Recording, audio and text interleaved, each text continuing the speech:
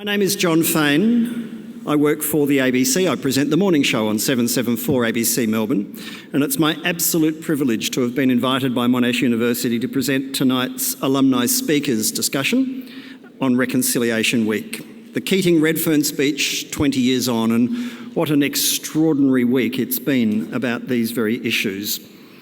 The series aims to showcase Monash expertise and challenge audiences on global and local issues, and these events are designed to inform, to entertain and to inspire you, the Monash alumni, with thought-provoking lectures, forums, panel presentations, discussions, finger food, and even maybe a glass of wine. If you'd tried to design a week of public debate and discussion to shine a spotlight on the issues that bring us here tonight, you would not have scripted it better than the week that we've had, courtesy of remarkable events, both on and off the football field, all the way through to today, yet again. I'm sure that will come in for some discussion. There's ample opportunity for you to participate, and we'll get to that a little later. You all know who the panel are. You've got the presentations on your seats. That tells you the bare bones. But first, let's start with a welcome to country from Auntie Diane Kerr. Thank you.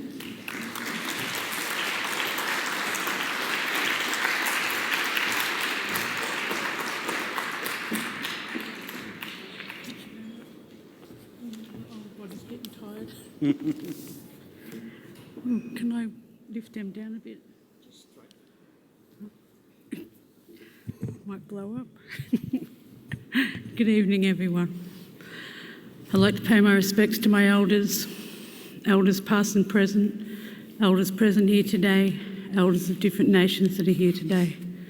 I'd like to acknowledge Monash, acknowledge the panel, and acknowledge community and wider community that are here today, and pay my respects to your ancestors and families.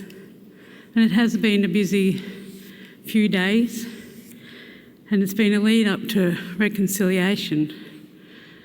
And I was at nearly every football match, which was a bit strange and different to what I normally do, but I'm proud to say that every match that was played in Melbourne this weekend had a welcome to country.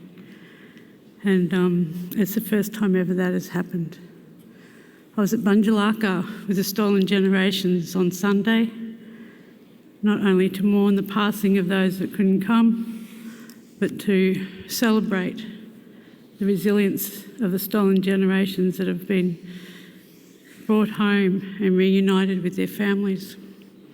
This week's Reconciliation Week, and it's a wonderful week that people do lots of different things to get together, but I feel that we don't need a special week. We should be doing it every day.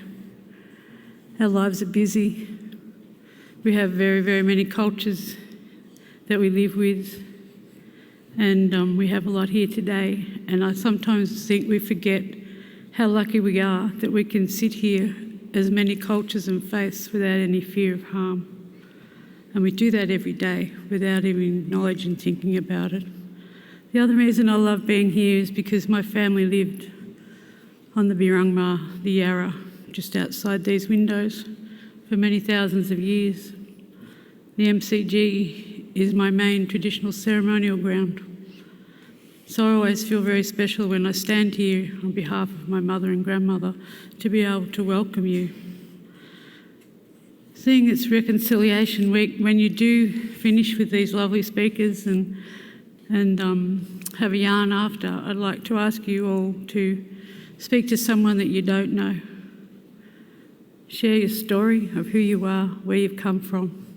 Share your faith and your culture. I firmly believe if we can understand each other, we as adults can live in harmony. When we live in harmony, our children live in peace. And I want that for my grandchildren, to be able to walk these streets without any fear of harm. So I'd like to offer you my hand in friendship with cultural respect and dignity as a symbol so that we can all walk together. May Bunjil, my Creator, surround you all and keep you safe on country. And on behalf of my elders, I say Waminjika, Wurundjeri Balakia Mingundi Big. That means welcome to the home of Wurundjeri country, and I wish to welcome you all from the tops of the trees to the roots in the ground, because when you look after this country, it will look after you. Thank you.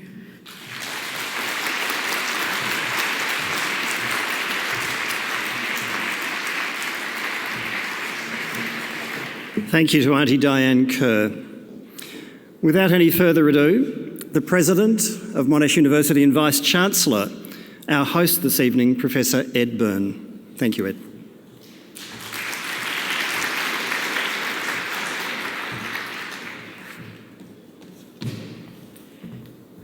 Thank you very much, John, and of course thank you to Auntie Diane Kerr for a wonderful welcome to country.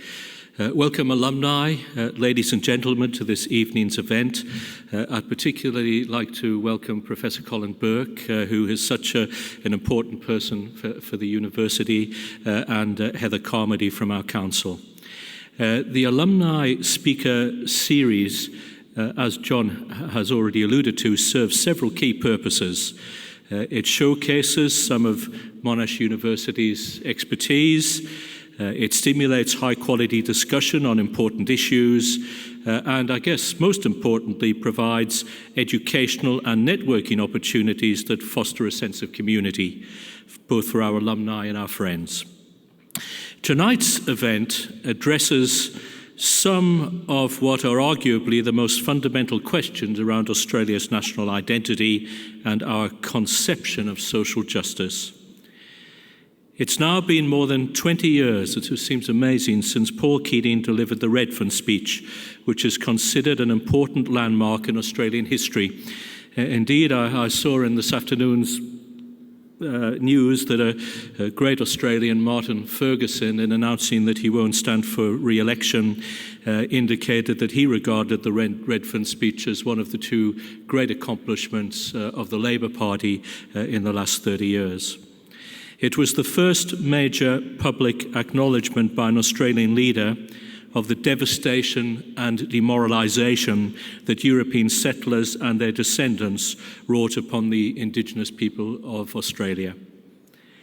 In 2007, ABC Radio National listeners voted it the third most unforgettable speech of all time. You might ask, what are the speeches ahead of it? Well, the two nominated were Martin Luther King's I Have a Dream speech and the Sermon on the Mount. It's very relevant that we discuss the impact of the Redfern Speech and human rights issues, of course, during National Reconciliation Week. And we have a wonderful panel tonight to do this. Professor Kerry Arabena, Chair for Indigenous Health and Professor and Director of the Honourable Vic Health Koori Health Unit at the University of Melbourne, previously worked at Monash University. Dr. Brian Keon-Cohen, of course, a well-known barrister and QC, writer and activist, and he was the junior counsel for the plaintiffs throughout the Mabo litigation, an experience he wrote about in a great book, Mabo Memoir, Island Custom to Native Title. Professor Mick Dodson, Professor of Law at the Australian National University and Director of the University's National Centre for Indigenous Studies. Professor Dodson is also Director of Legal and Anthropological Consultants, Dodson, Borman and Associates. And a really special person I want to mention, someone who is a Monash icon, one of our great graduates, and a Melbourne icon, of course, tonight's moderator, Jon Faine. John began his professional career in the legal world after qualifying from law at Monash.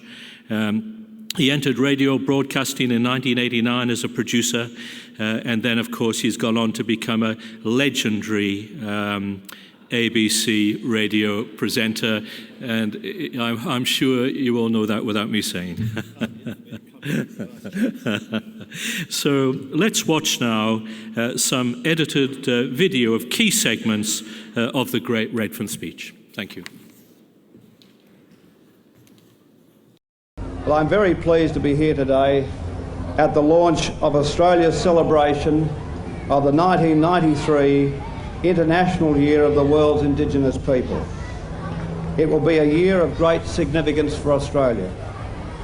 It comes at a time when we've committed ourselves to succeeding in the test which so far we've always failed. Because in truth, we cannot confidently say that we've succeeded if we've not managed to extend opportunity and care, dignity and hope to the Indigenous people of Australia, the Aboriginal and Torres Strait Islander people. This is a fundamental test of our social goals and our national will. Our ability to say to ourselves and to the rest of the world that Australia is a first-rate social democracy, that we are what we should be, truly the land of a fair go and the better chance. There is no more basic test, I think, of how seriously we mean these things. It's in test of our self-knowledge, of how well we know the land we live in, how well we know our history, how well we recognise the fact that, complex as our contemporary identity is, it cannot be separated from Aboriginal Australia. How well we know what Aboriginal Australians know about Australia. Redfern is a good place to contemplate these things, as Sol said a few moments ago. Just a mile or two from this place, where the first European settlers landed, in too many ways it tells us that the failure to bring much more than devastation and demoralisation to Aboriginal Australia continues to be our failure. More, I think, than most Australians recognise. The plight of Aboriginal Australians affects us all. In Redfern, it might be tempting to think that the reality Aboriginal Australians face is somehow contained here, and that the rest of us are insulated from it. But of course, while all the dilemmas may exist here, as we all know, they're far from contained. We know the same dilemmas and more are faced all over Australia. That is perhaps the point of this year of the world's Indigenous people, to bring the dispossessed out of the shadows, to recognise that they are part of us, that we cannot give Indigenous Australians up without giving up many of our own deeply held values, much of our identity, and indeed our own humanity. Nowhere in the world, I would venture, is the message more stark than Australia. We cannot simply sweep injustice aside. Even if our own conscience allowed us to, I'm sure that in due course the world and the people of our region would not. There should be no mistake about this. Our success in resolving these issues will have a significant bearing on our standing in the world. And Sol mentioned this morning that Lois O'Donoghue will be speaking in a historic speech to the United Nations, making this very point. But however intractable the problems seem, we can't resign ourselves to failure any more than we can hide behind our opponents, our political opponents' contemporary version of social Darwinism, which says that to reach back for the poor and dispossessed is to risk being dragged down. It seems to me not only morally indefensible, but bad history. We non-Aboriginal Australians should perhaps remind ourselves that Australia once reached out for us. Didn't Australia provide opportunity and care for the dispossessed Irish? Did it not for the poor of Britain, the refugees from war and famine and persecution in the countries of Europe and Asia? if it isn't reasonable to say that if we can build a prosperous and remarkable, harmonious, multicultural society in Australia, surely we can find just solutions to the problems which beset the first Australians, the people to whom the most injustice has been done. And as I say, the starting point might be to recognise that the problem starts with us, the non-Aboriginal Australians. It begins, I think, with an act of recognition. Recognition that it was we who did the dispossessing. We took the traditional lands and smashed the traditional way of life. We brought the diseases and the alcohol. We committed the murders. We took the children from their mothers. We practiced discrimination and exclusion. It was our ignorance and our prejudice and our failure to imagine that these things could be done to us. With some noble exceptions, we failed to make the most basic human response and enter into their hearts and minds. We failed to ask, how would I feel if this was done to me? As a consequence, we failed to see that what we were doing degraded us all.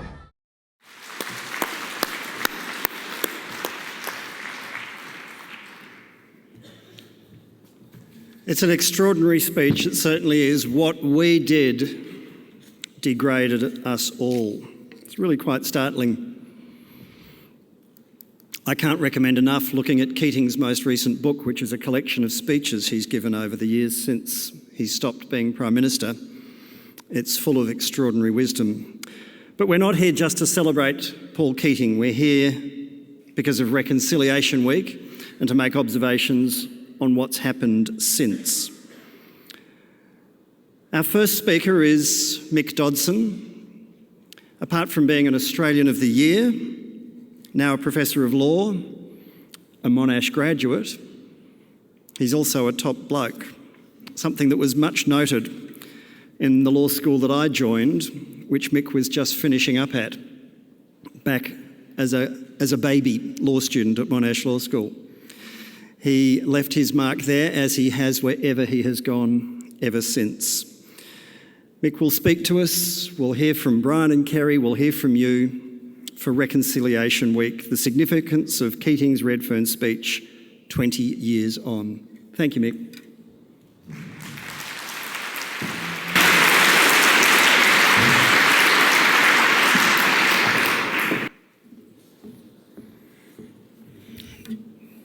Thank you, John.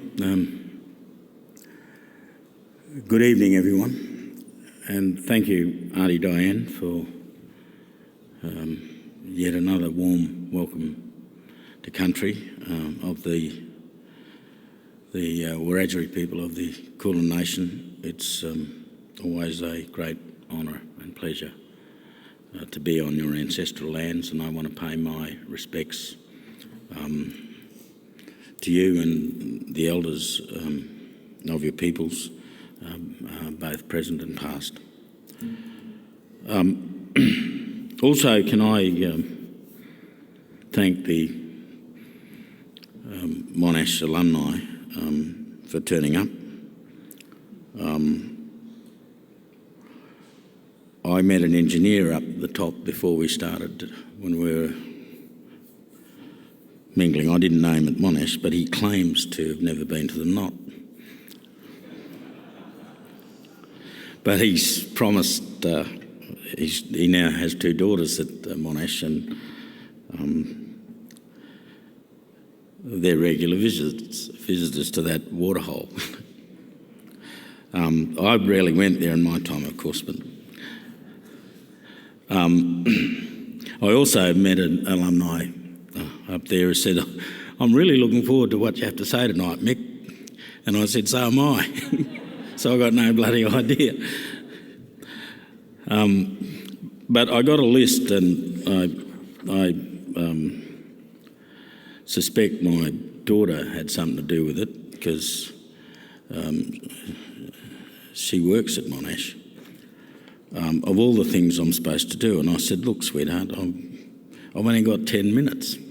And I noticed I've used up 2 already. So I've got 8 minutes left to cover all these things. So I can't possibly cover all these things. But the first thing the list ask of the question is, where were you when Paul Keating gave his speech? Well, I was overseas. I was at that UN event that the Prime Minister mentioned in his speech when he said Lower O'Donoghue's there giving an address to the UN about Indigenous peoples. And so I didn't hear the speech. Of course, being in the US, we hadn't even got to that day. We were the day before. And one of our colleagues got a fax. Does anyone know what a fax is? All of those with their hands up are over 25. We got a fax, and one of my friends said, Mick, can I have your card? Just recently, I've lost your email address. And I gave him my card, and he says, you've got your fax number on your card. When was the last time you received a fax? Also, I can get them every day. I get junk faxes. They come, I get junk faxes. I didn't know it was possible, but it is, believe me. Anyway, a colleague read this out to me and I was astounded. It was indeed astounding because what I think the then Prime Minister Paul Keating did was to set out the truth of what happened in this country and what was happening then, and I suggest continues to happen. And he set the truth out at the highest level. He was the first Prime Minister to ever say something like this. And not only that, as far as I can gather, he was the first state leader in the world to say something like what he said. And for us, this was the Prime Minister speaking. No. He was the top politician in our country. He was the political leader of our country. And it had enormous impact on that day for us who were at the UN.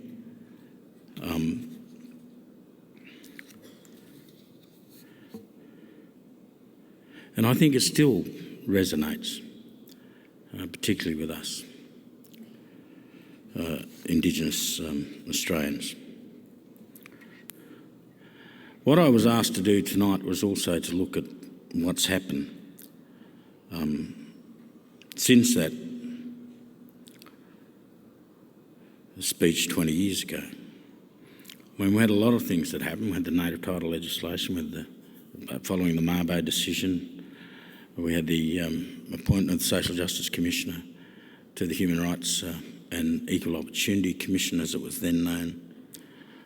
We had a series of native title land settlement packages.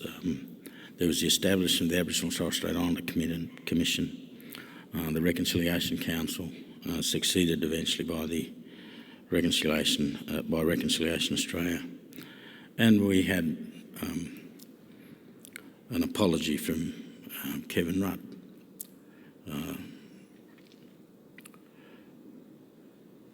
And in the global context, the speech also had an impact. As I said, no world leader had ever said anything like this about Indigenous peoples, and Keating led the debate, as it were, at that time.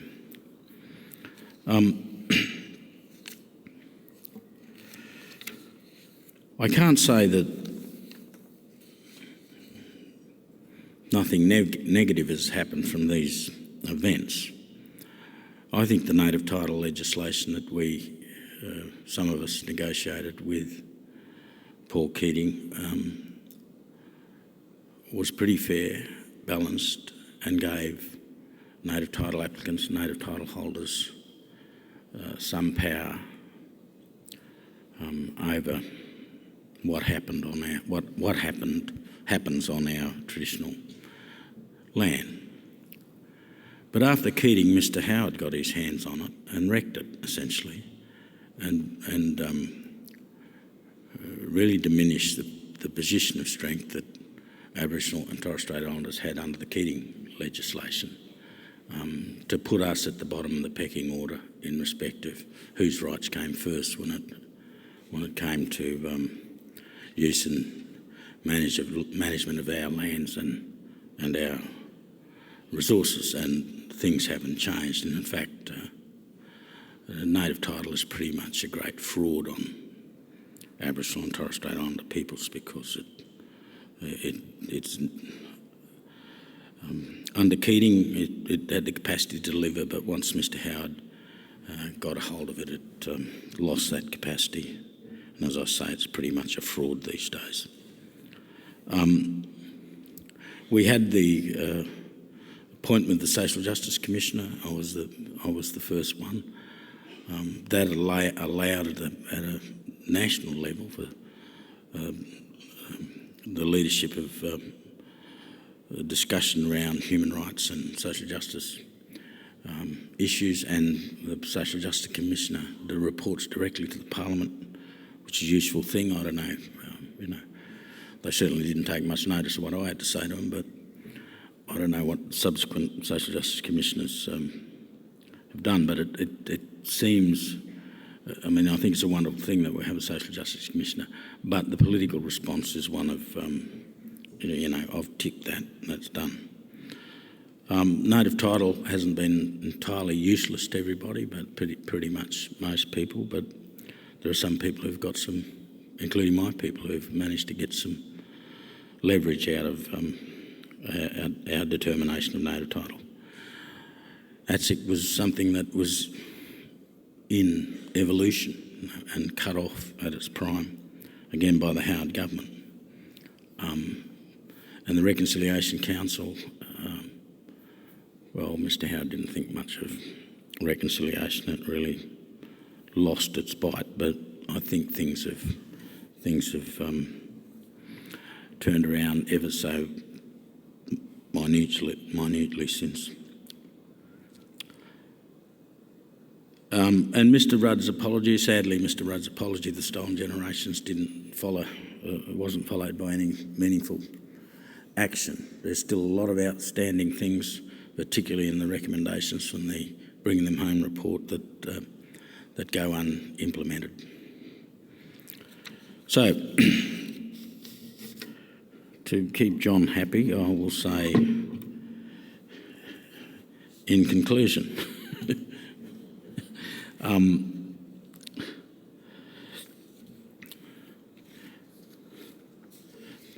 but John, with your permission, before I do,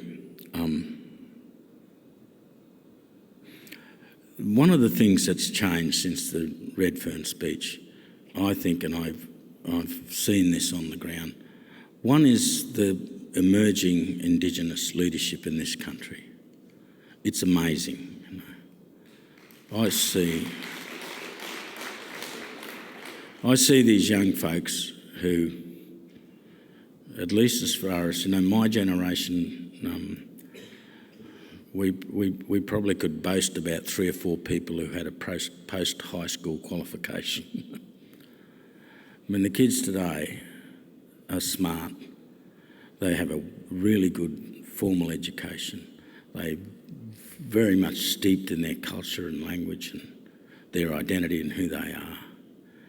And they don't carry the baggage that my generation carries.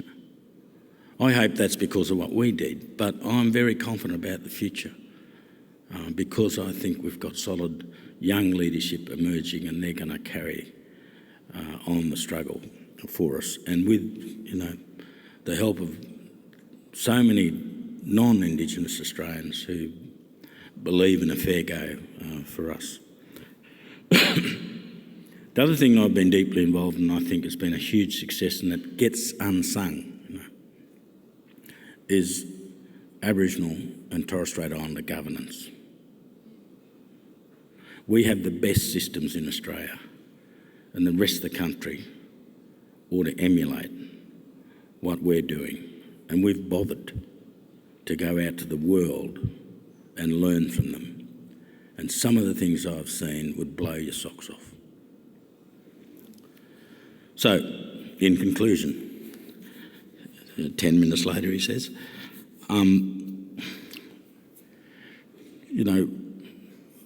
what's changed? How do I put this? Eddie.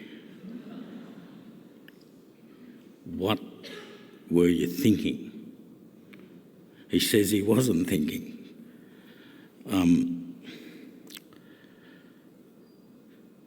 It's leave the comedy for the comedians, Eddie.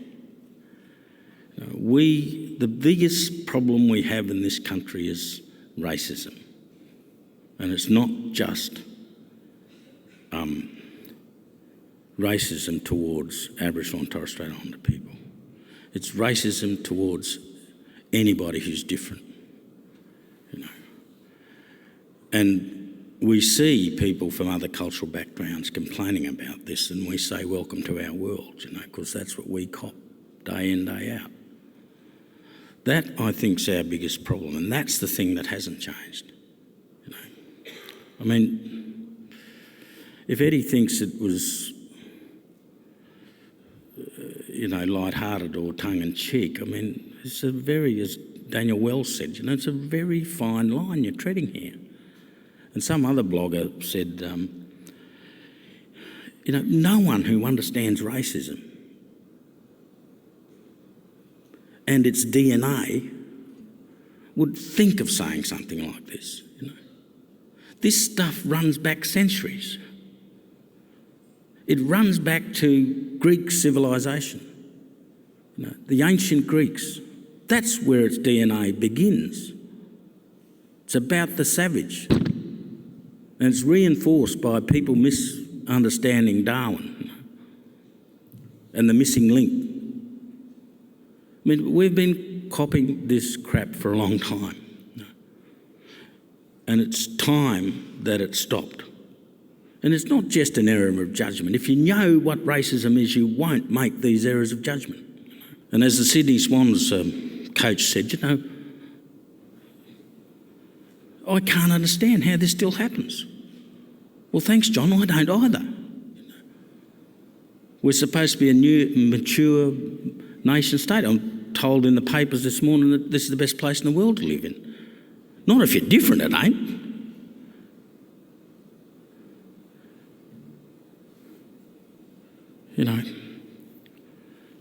It's not just an inexplicable brain explosion. That Eddie, and I think this answers that question, what's happened since, in the best way I can answer it tonight, because it's, the wonderful work the president of the Collingwood Football Club did in response to the slur against, the racial sledge against Adam Goodes on Friday night may sadly be all undone. So, folks, we've got a long way to go yet. Thanks.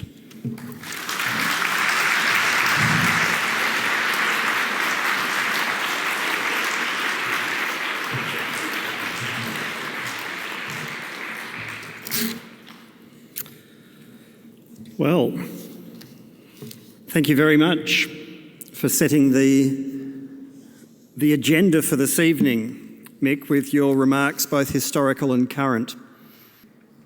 Our two panellists Kerry Arabina and Brian Keon-Cohen, you've got their full bios on the sheet of paper that's on your table, and I won't take up our precious time in repeating all of that. They both have distinguished careers and unquestioned personal commitment to these issues. Let's start off with some questions for each of you, and we'll include Mick as we go. Kerry, what do you think would have happened if Keating hadn't made that speech? That's a very good question. And before I get to that, if it's okay, I'd also like to acknowledge the traditional owners of the land on which we're meeting tonight and thank Aunty Di Kerr for her very warm welcome to country. I'd also like to acknowledge Professor Mick Dodson and Professor Colin Burke, and thank you very much for your stewardship, both of you, for Monash University. I myself am from the Miriam people from Murray Island up in the Torres Strait, so it's very good to be here with Brian. It's my grandmother's country. And I'd also then like to acknowledge other Aboriginal and Torres Strait Islander peoples in the room. And because we are focusing our thoughts this week, particularly on reconciliation, I'd also then like to take this opportunity to acknowledge all of your ancestors and thank them very much for their existence in living their lives in such a way that meant that we can all be here in the room together this evening. I think you, to me, represent a great proportion of the intellect in Australia, and this has got as much to do with your stewardship of this country. And my very great hope is that we can all join together around these very important issues. Just also to follow up on Mick's comment around the fact that there are some stunning young leaders coming through. There truly are. They are young, strong people, profoundly connected in culture. They are rocketing through all of these incredible career paths that people like Mick and Colin have established for them. And we're only good because we stand on the shoulder of giants, in our view. So thank you both very much. And if you could join me in just acknowledging their profound leadership. Thank you. And now that I've accepted a professorial position, my only hope is that I can have as profound an impact on some of the students I'll be working with in future as both of you have had through the many different activities that you've brought to the fore with your attention and to detail. I was at Kintore, which is about 600 kilometres west of Alice Springs, when the Redfern speech was delivered. And to me, that seemed as far away as anyone could be from anywhere. I was 23 years old. I had one child, another one on the way. I was the director of the most remote area Aboriginal medical service in Australia, 600 kilometres west of Alice Springs. We didn't have fax machines. We in fact had the radio telephone. Sometimes you had to screw the aerial onto your four-wheel drive and drive up the road in order to be able to get a good signal. And my job at that time was to help the governance aspirations of Pintabee people to have their own health services and practice self-determination on country at that time. And it took all of my attention. And it took a lot of verve, as you could well imagine, young woman out there doing these things with young children at that time. But the impact was both so very distant and yet so close. Mob at Kintore loved Paul Keating. They loved him. They thought he was the best person. They appreciated everything that he said. To them, he demonstrated incredible leadership, but the impact of what it was that he was trying to say felt so far away because they had walked in from the desert in the 1960s and they were, as far as anything could be, living on country with a range of adjustments. They were self-determining and to a point where they had been able to liaise with them for their own health services and a whole range of other things which really elevated who they were in their minds and kept them quite strong. So it's from that proximity to the issues of the Redfern speech that I answer your question. What would have happened had it not happened?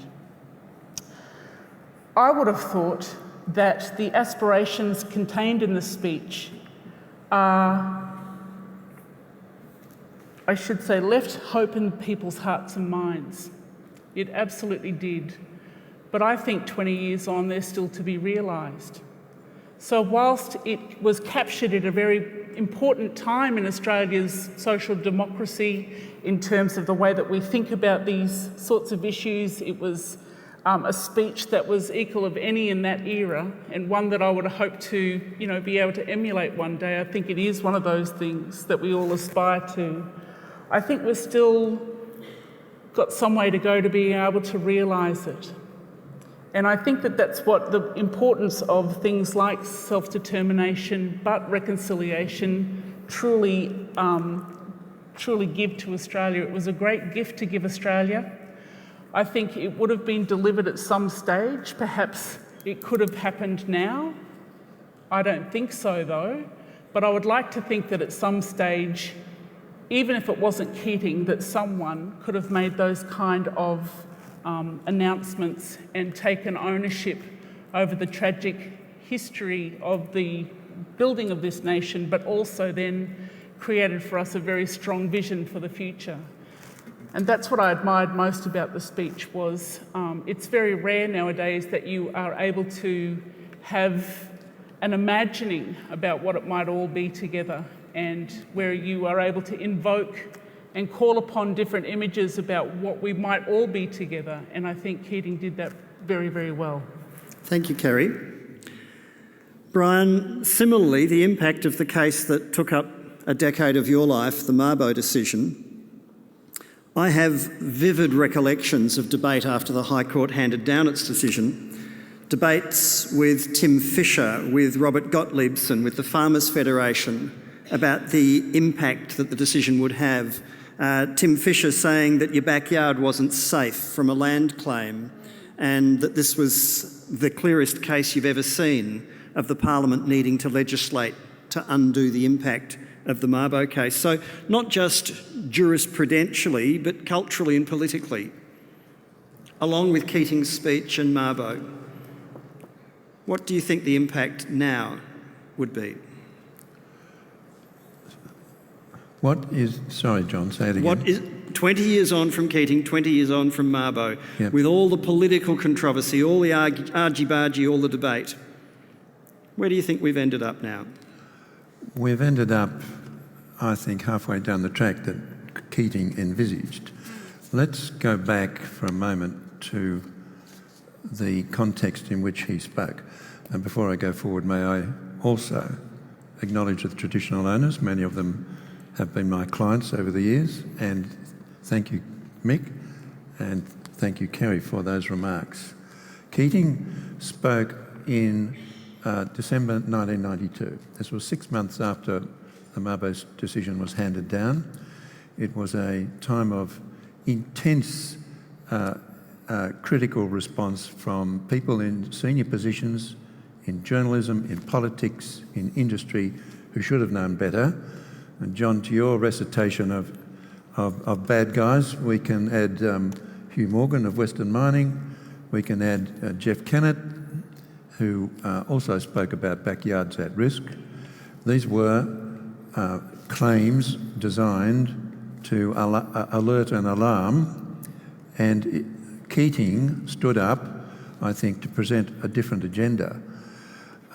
That vitriol, that criticism, I always thought, seemed to emerge from a class of Australian society that somehow had formed the view that they owned the High Court, that they owned this country, and that what had happened really couldn't possibly have happened. And if it had happened, then it had to be stopped here and now, and the country returned to what they considered to be its proper course. Keating, when you look at the speech, I think it's probably written by Don Watson, who at that time was Keating's speechwriter, and of course who later wrote a very impressive biography of Paul Keating. It's a very generalised speech. To read it doesn't deliver the same impact as to listen to it, as we just did. He talks about very conceptual notions of justice, of morality, of the proper course of this country into the future. You might think, would we hear such a speech again today? I'm inclined to think, in this age of Twitter feeds and 24/7 news and so on and so forth, that we would not, and that we are diminished by reason of that decline. Keating speaks about notions that we can have justice. He says, I say this for two reasons. Firstly, one of the great things about Australian social democracy is a fundamental belief in justice. I think we still are lucky enough in this country to enjoy that proposition. You may look at the recent debate concerning people smugglers and asylum seekers and the appalling policies from both sides of the parliament that we are currently struggling under. Secondly, Keating says he has hope for the future because of our proved capacity over the years to go on extending the realms of participation, opportunity and care. They're interesting words that he's chosen, not the sort of words you would find today, but he presented, I think, a visionary view that probably was designed with a number of agendas in mind. Firstly, no doubt, generally seeking to impact upon the electorate in terms of Indigenous issues generally.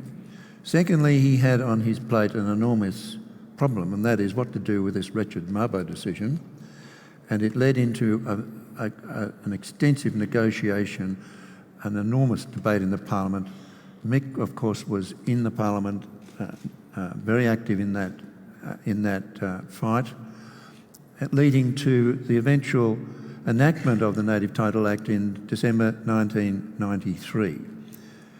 I suggest that on that occasion, Australia delivered a politically negotiated outcome which only partially capitalised on the potential in the Mabo litigation.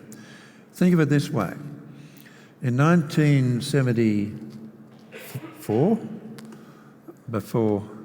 75, the Whitlam government introduced a law, the Northern Territory Land Rights Act.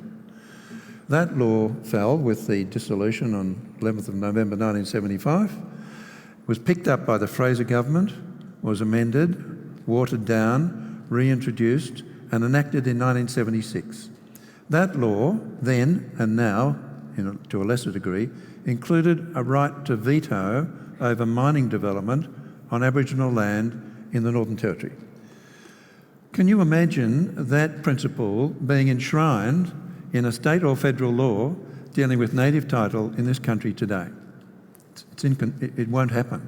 The current political debate, therefore, has gone backwards since Keating's speech.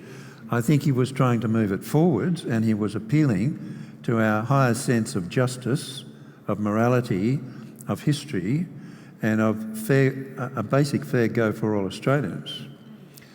So it is a sobering thought to think that we have come to this position. Therefore, I think, John, the short answer is we've still got a long way to go. Thank you.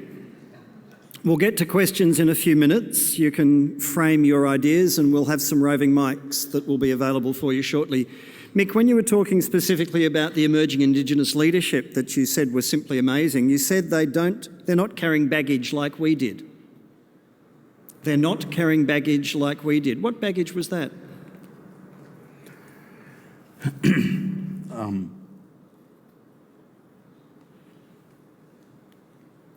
It's the centuries of oppression.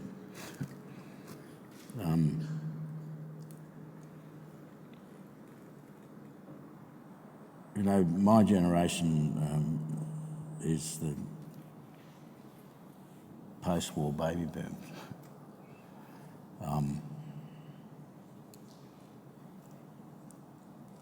Things that my kids have not lived through, I lived through. We were far more isolated, marginalised, locked away. I can remember my mother having to get permission to marry my father. I've got the certificate signed by the Protector of Aborigines in Western Australia, giving her permission to marry my father. I've seen the files of my grandparents. I've seen, in those files, the money stolen from her grandmother left to her by my great-grandfather, a white man.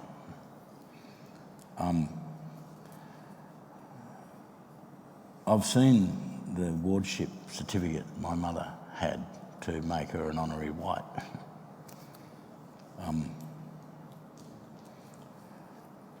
I've seen and know kids who were taken away, including my two older sisters. That's my lived experience.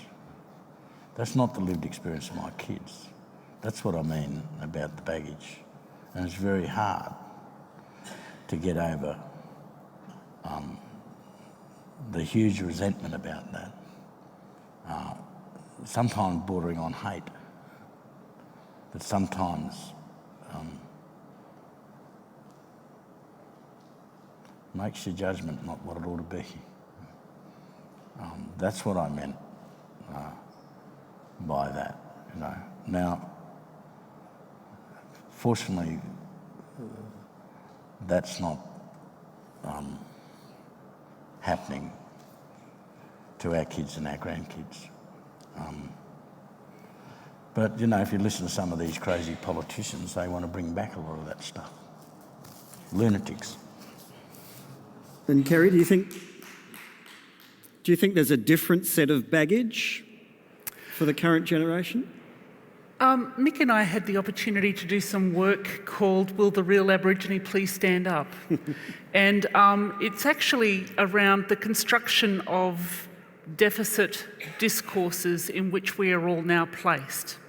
So, for example, if you live in a community which is maybe in regional Victoria, you have to make yourself significantly worse than a comparable community, and you have to describe yourselves as problematic with too big a problems that can be readily solved by yourselves. You have to describe all of yourselves and your aspirations as beholden to someone else in order to be able to get money. So there is these four discourses, I think, that are very rich. They frame how we respond to Aboriginal and Torres Strait Islander peoples. And so there is that deficit language, and as a result of that, there is a deficit view around identity.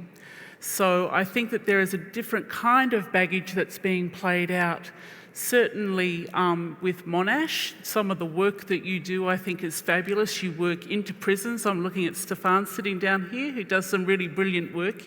He came over to see me the other day, but he's doing amazing work with a whole lot of inmates around how they perceive themselves in relation to the rest of the world. And I think he's making some really good gains in that regard. There are a lot of other people here in this audience who probably you are such good people that you don't turn away from suffering.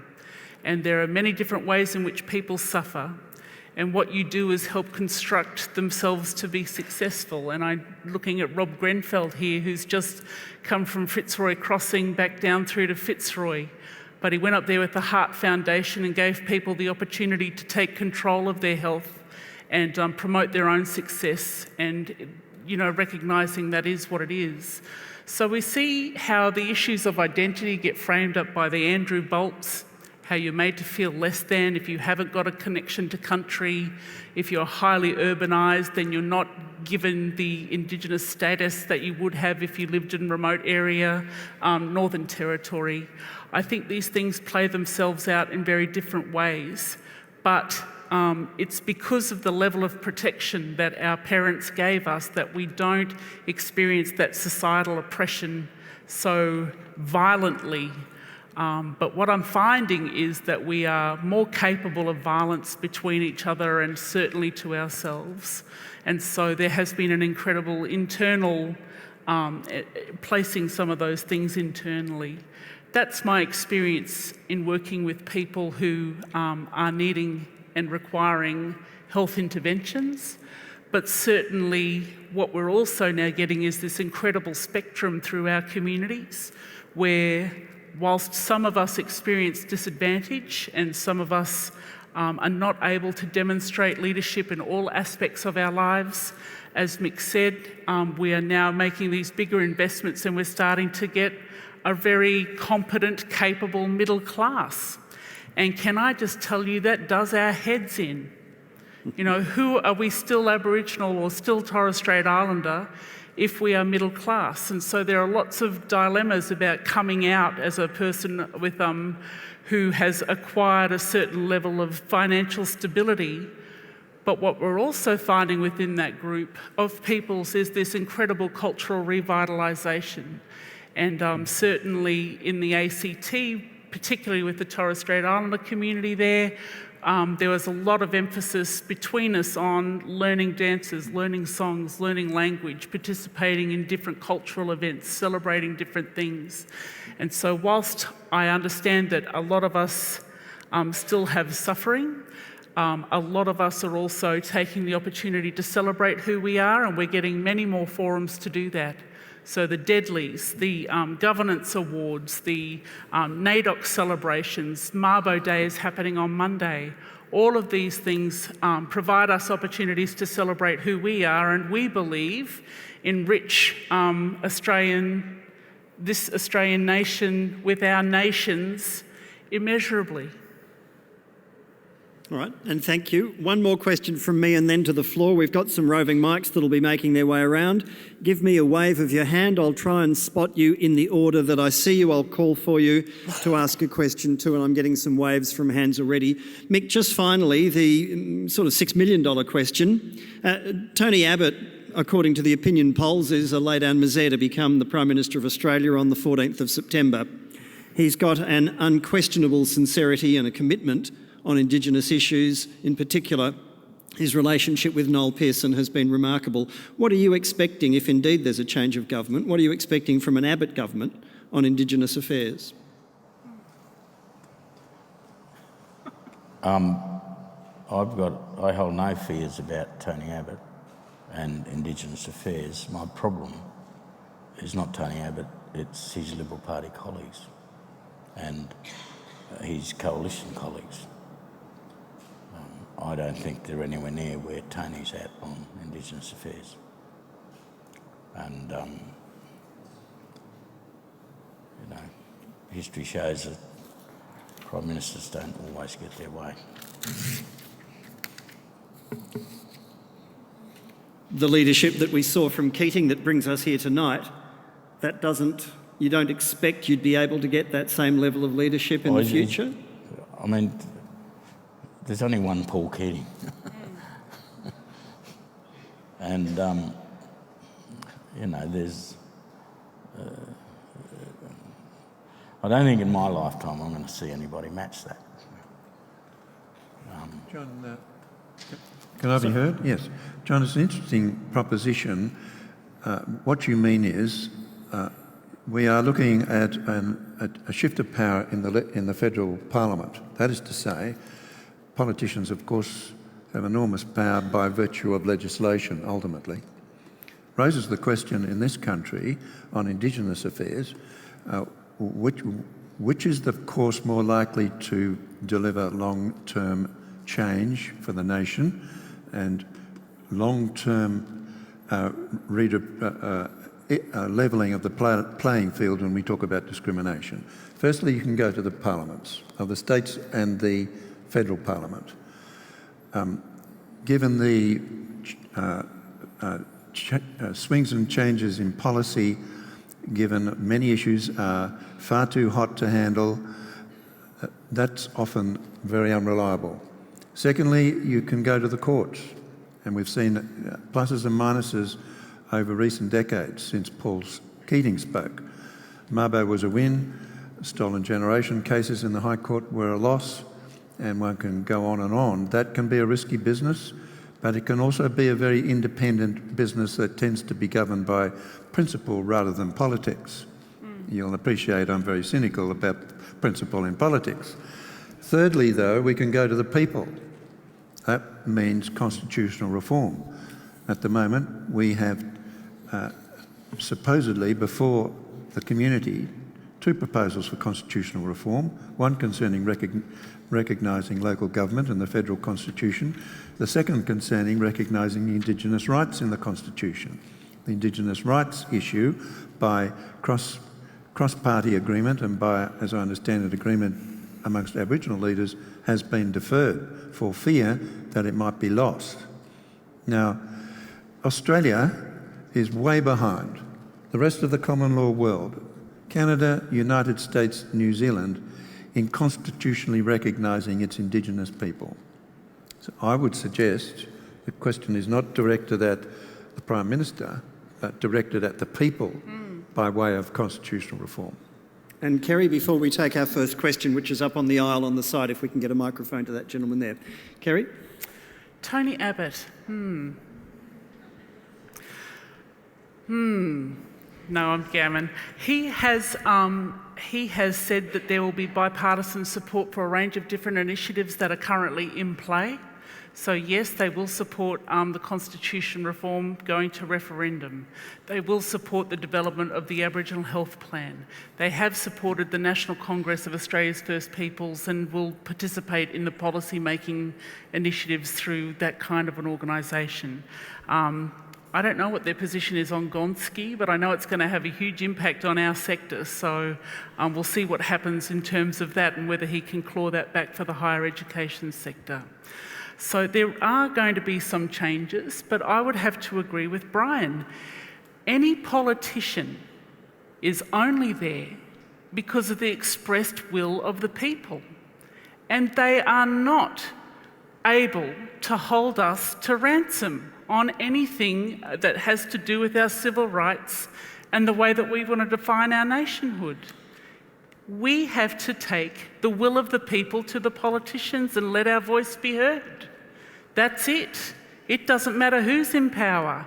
They are there because we elected them to be there. They are there because it is the express will of the people. If we have a voice, we need to be heard. If we don't have a voice, then we're not living in a democracy. Make it sound so simple. We've heard from the panel. Now it's your opportunity to make a contribution and a question from the floor as well. We've got a gentleman on the aisle first, and I see you there. I feel like an auctioneer now. Thank you. It's all great fun. Go ahead, please. Neville Yeomans and Brian spoke about taking it to the people. On Sunday, a number of us started a walk towards changing the Constitution. And hopefully one thing we'll be able to sell to the people is getting rid of Section 27, the racist clause that still is there since foundation. But my question is, having got a more than 90% pass rate for the constitutional change 30, 40 years ago, how are we going to persuade the people to make sure this opportunity doesn't slip? Mick? On the referendum? The short answer is a lot of hard work. The walk you referred to that started on Sunday, a group of people are heading to the Northern Territory, from Melbourne to via Adelaide, up through the centre. We've got a lot of education and awareness raising to do. What troubles me is that surveys around the Constitution, the most recent ones have about 18% of the population, adult population, don't know that we have a written Constitution. 54% thinks our Constitution allows us the right to bear arms. That's AAMS. So, it's not, our Constitution's not a big conversation piece. No, there doesn't seem to be a great groundswell or an urgency to it, but maybe it'll come. Gentleman in the middle of the room, please. Do you think the time is right to reopen the question of mineral rights going to Aboriginal interests in land? I agree that some Aboriginal. And it's all Aboriginal because don't know of any great mining on the Torres Straits. But let's not get too carried away here. Not every Aboriginal group in the country has a mine on their doorstep. In fact, most don't. And they can't take advantage of the resource development and benefits that might bring. And those benefits certainly help, but we should be mindful of just how much wealth the industry gets out of mining resources and how much of it doesn't stay in Australia. That's the bigger question for the Australian people, I think, than perceived benefits to some Aboriginal people. Certainly they're doing okay, they're doing well. But the overwhelming majority don't get any benefit, direct benefit out of the mining industry. I mean, the mineral rights are held by the Crown in the Northern Territory and Northern Territory law. But what the powerful position traditional owners have in the Northern Territory over their land is to say yes or no to access to those minerals.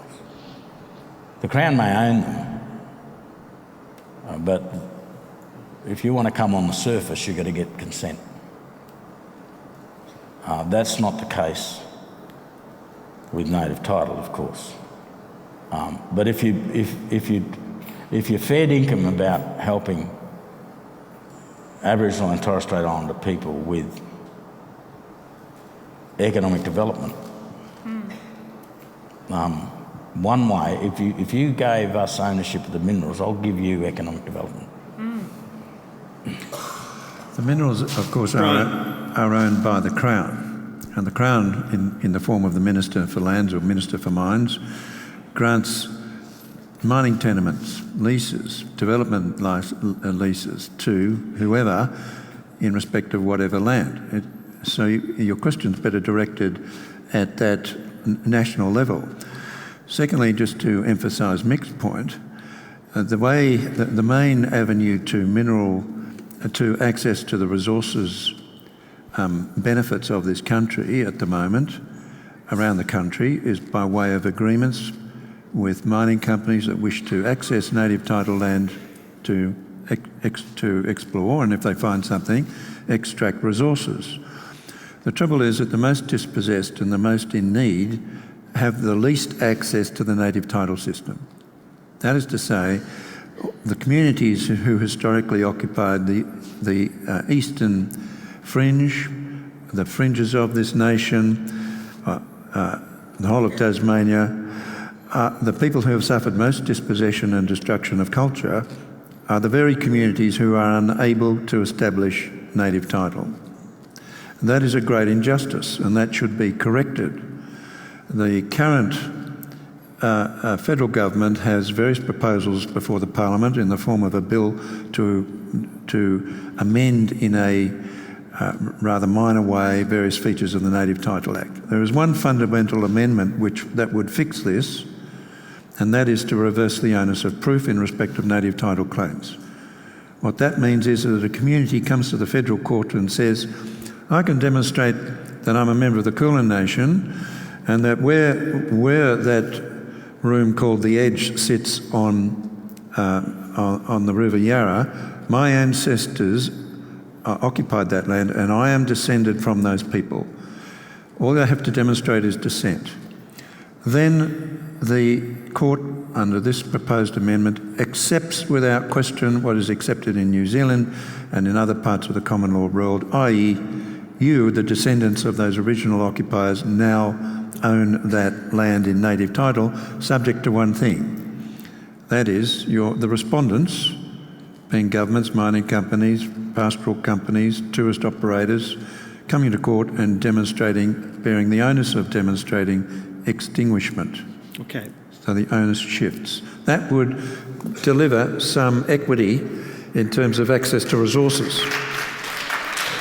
All right, thank you, Brian. I've just taught year 9 and 10 students about rights and freedoms, and we touched on the Mabo case.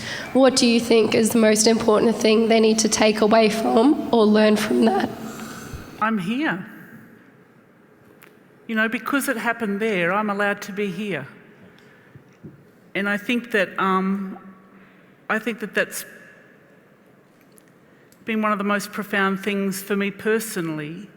The other is from claimant James Rice, who was a grandfather of mine. And we went back up to visit him 16 years after the Mabo case had been won. And he said that this was the first time that anyone had ever come to see him. And he was 83 years old, and he told us to be at his place at 3 o'clock sharp. So we, of course, were there at 5 to 3. And he was up there on the veranda with his Mrs. Blungem. And we told him then that we read all the transcripts of the Mabo case. And he started to cry. And then he told us, and it's probably one of the greatest principles by which I live my life now, he told us, what I did wasn't just for the Rice family or for the Murray Islands or for the Torres Straits.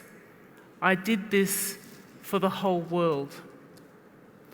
And so for me to know that that decision has a ripple effect around the whole world and that it was his intention to make it so, for me just gives that absolute validity to the power of one.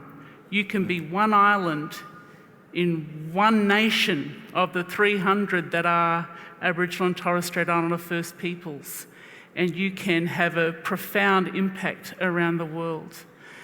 And the most extraordinary thing about that particular conversation was that he passed in his sleep 3 weeks after.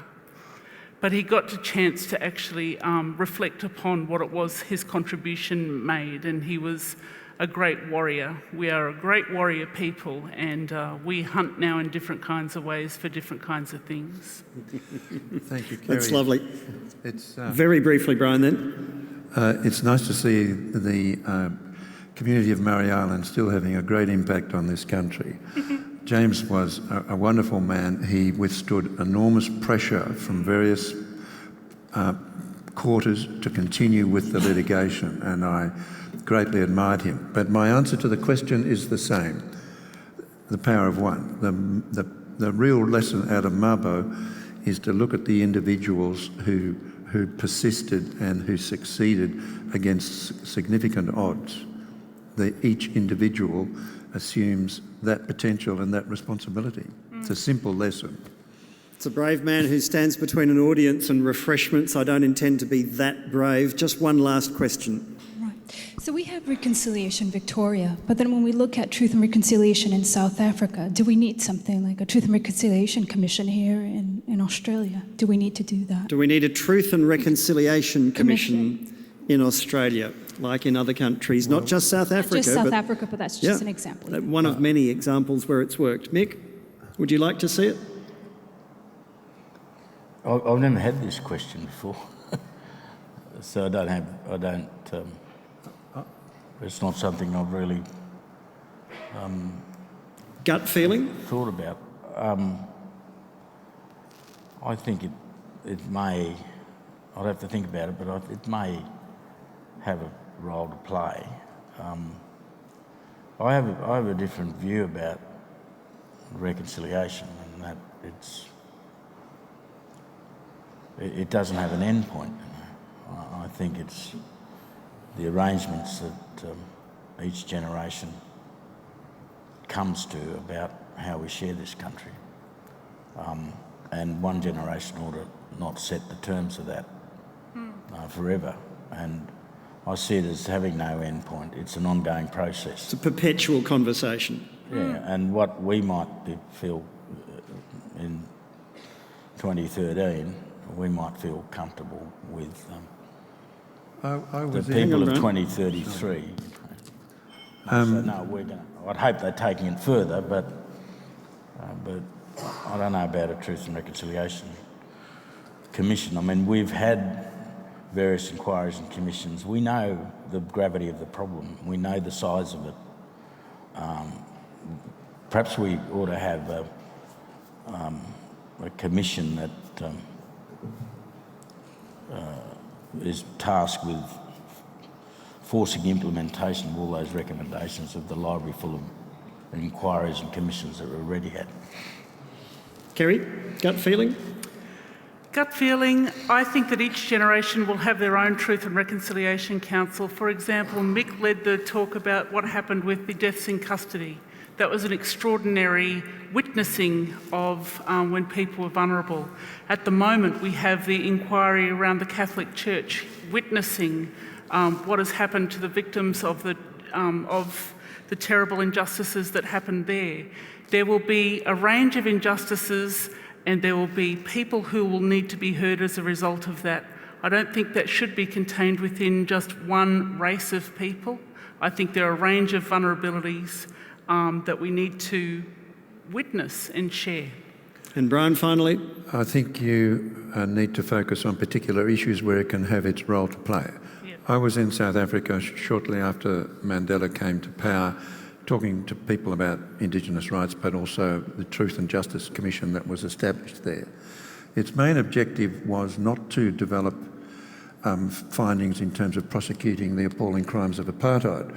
Rather, it was to sit right on that side of the table, the apartheid police officer or army officer, and on this side of the table, the mother of a boy who had been slaughtered by that officer. So they could look each other in the eye and the mother could say, "Why did you do that to my son?" And that had the potential to reconcile, to bring people to a better understanding of an appalling period in South African history. So, for example, you might reconcile a question of sovereignty. How do we move to some accommodation across the table on such an issue? Well, all very interesting and provocative questions, and thank you, ladies and gentlemen, for your contributions. But before we finish, can you thank our panel, not just for tonight,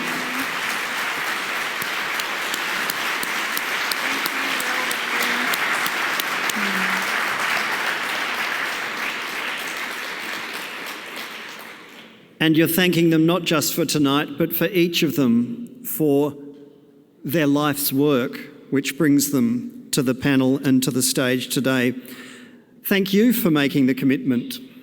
As each of them has said, all of us as participants, as citizens in an active democracy, we carry that responsibility. We congratulate Monash for the initiative and for putting on this event tonight, and invite you to put in your diary the next on the Alumni Speakers series, which features, by way of contrast, Australia's foremost impersonator and political satirist Max Gillies, another distinguished Monash alumnus. Ladies and gentlemen, thank you very much for joining us tonight, and refreshments are now served.